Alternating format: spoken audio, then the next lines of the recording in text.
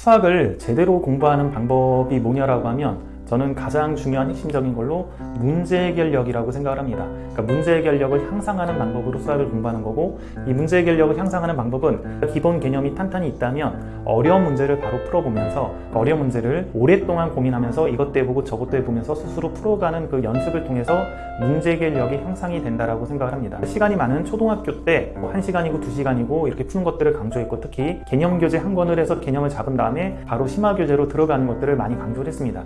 그렇게 해야지만 문제 해결력을 기르는데 가장 효과적인 학습 방법이 되니까요. 실제 중학생들도 저는 좀 잘하는 학생들은 개념 교재 끝나고 바로 블랙랩에 이렇게 심화 교재를 바로 시킵니다. 그러면서 문제 해결력, 오랫동안 생각하는 연습들을 극대화시키고 있습니다. 어렸을 때부터 이렇게 문제 해결력을 형성하는 방식으로 공부를 하게 되면 수학 문제집을 10권, 100권 풀어야 되는 유형을 암기하는 그 늪에서 벗어날 수가 있습니다. 어떤 낯선 문제가 주어져도 해결할 수 있다는 자신감으로 바로바로 풀 수 있는 그런 힘들이 생기는 것이죠. 자, 저는 이런 방식으로 어렸을 때부터 수학을 공부해 왔고, 평상시 아이들을 지도하거나 그럴 때도 안 풀리는 문제들은 오랫동안 이렇게 고민하면서 문제를 풀어왔죠. 운전하면서도 고민하고, 심지어는 자면서도 고민해서 꿈속에서도 문제를 풀곤 했습니다. 자, 그래서 이런 방법들을 굉장히 강조하는데, 제가 얼마 전에 취미 활동으로 자전거 라이딩을 시작을 했어요. 로드사이클을 사서 솔로 라이딩을 즐기고 있습니다. 자린이 한 3주차, 그러니까 3주차 정도 로드사이클을 타니까 자신이 붙어서 90km 되는 임진각까지 왕복하는 자전거를 탔습니다.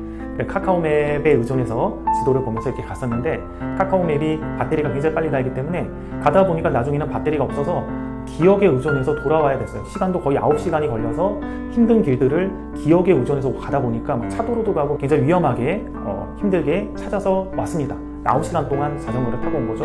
밤 10시쯤에 집에 도착을 했어요. 자, 그리고 얼마 전에 제가 동기들하고 등산을 하기로 했는데 약속 시간보다 40분 늦게 도착하는 바람에 동기들이 먼저 떠나고 혼자서 따라가는 형태가 됐습니다. 그래서 혼자 등산을 가는데 표지판도 없고, 그래서 카카오맵에 의존하면서 등산을 가다 보니까 계속 길을 헤매고, 한참 가다가 잘못 들어서서 다시 와서 또 길을 찾고, 이렇게 하면서 굉장히 오랜 시간이 걸리면서 힘들게 등산을 원래 우리가 만들었던 코스까지 왕복을 했습니다.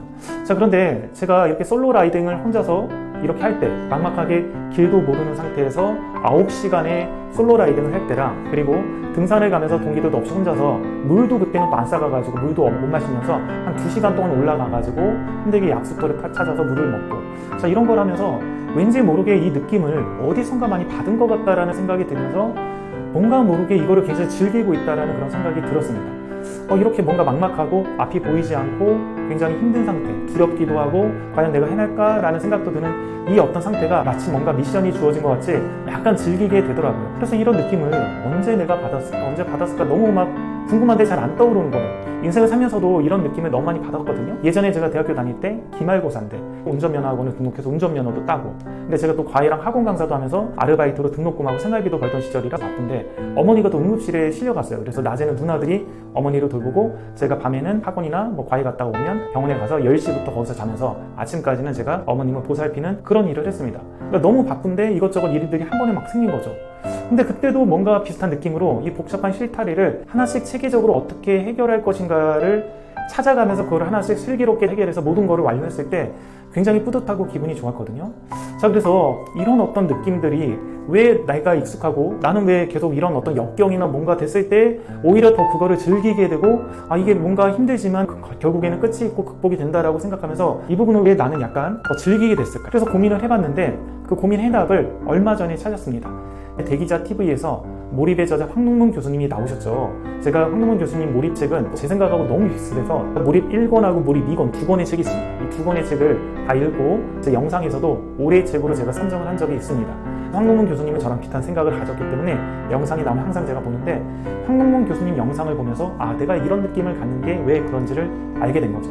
황능문 교수님이 어려운 문제를 해결하기 위해서 몰입하는 그 과정, 몰입해서 그거를 해결하는 과정과 등산이나 그런 거를 갔을 때 힘들게 등산을 하지만 결국에는 그게 끝이 나서 정상을 정복했을 때의 그 과정이 굉장히 유사하다. 뇌에서 작용하는 게 굉장히 유사하다. 그리고 힘든 그 과정이 끝나면 도파민이 또 발생하기 때문에 이런 힘든 역경들을, 그러니까 어렸을 때부터 수학 문제를 풀면서 힘든 어려움을 겪으면서 결국에는 2시간이고 몇 시간이고 고민해서 자기가 이 문제를 해결하는 경험들을 한 사람들은 해결하는 그런 경험들과, 그리고 이런 힘든 등산들을 해서 정상을 올라갔을 때 그때 얻어지는 성취감, 거기서 나온 도파민, 그런 기쁨들이 거의 비슷하기 때문에 힘든 역경을 통해서 뭔가 어려움을 해결하는 사람들은 계속 그런 것들을 도전해서 어려움을 해결하려고 하는 그런 성이 있다, 이런 걸 말씀을 해주시더라고요. 그래서 제가 생각이 딱 든 게 바로 이거였구나라고 딱 떠오른 거죠. 솔로 라이딩을 하면서 9시간 동안 길을 헤매고 결국에는 집에 오는 그 과정이나, 혹은 등산을 하면서 카카오맵에 의존하면서 지도를 보면서 혼자서 길을 찾으면서 시행착오를 겪으면서 결국 정상까지 갔을 때 그 느낌이나, 어려운 수학 문제를 풀었을 때 막막하고 어떻게 풀어야 될지 하나도 모르지만 이것저것 해보다가 결국에 그거를 풀었을 때 그 기쁨이나 다 똑같은 거구나. 그래서 이런 등산이나 라이딩을 할 때마다 느꼈던 그런 느낌들, 좀 더 어려운 미션들이 생길 때마다 뭔가 모르게 도전심이 생기고 좀 더 이 도전의 과제들을 기쁜 마음으로 제가 임했던 그런 자세가 결국에는 어렸을 때부터 내 힘으로 어려운 수학 문제를 오랫동안 고민해서 풀었던 그 과정이랑 너무나 유사했었구나 라는 것을 깨달은 거죠. 그래서 제가 힘든 솔로 라이딩이나 혹은 혼자서 하는 이런 등산, 이런 부분에 좀 더 매력을 느꼈구나 라는 걸 깨달았습니다. 왜냐하면 수학 문제 같은 경우도 누군가가 가르쳐주면 되게 짜증나거든요. 내가 혼자서 충분히 해보고 그래도 안 돼서 물어보면 괜찮은데, 내가 아직도 충분히 하지 않은 상태에서 누군가 옆에 와서 이거 이렇게 해야 돼 이렇게 해야 돼 그러면 굉장히 짜증납니다. 수학하는 사람들은 다 이해할 거예요. 자, 그래서 그런 느낌들이 이거였구나 라는 걸 깨달은 거죠. 그래서 저는 운동을 할 때도 저보다 훨씬 잘하는 선배들이 이렇게 가르쳐 주려고 하면 되게 싫어합니다.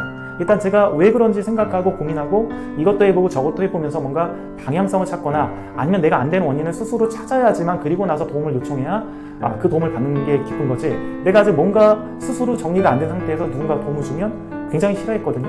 그러니까 그것도 평상시 제가 수학 문제를 풀었던 그 습관에서부터 왔다라는 것을 알게 된 것이죠.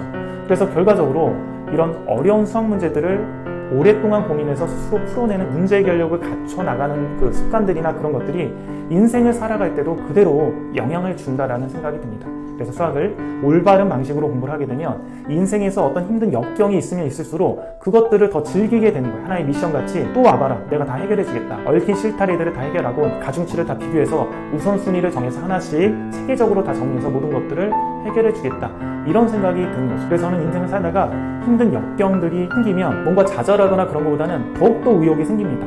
드디어 또 힘든 역경이 왔구나, 이걸 멋지게 해결해 줘야겠다, 이런 생각이 드는 거죠. 여기까지 하겠습니다.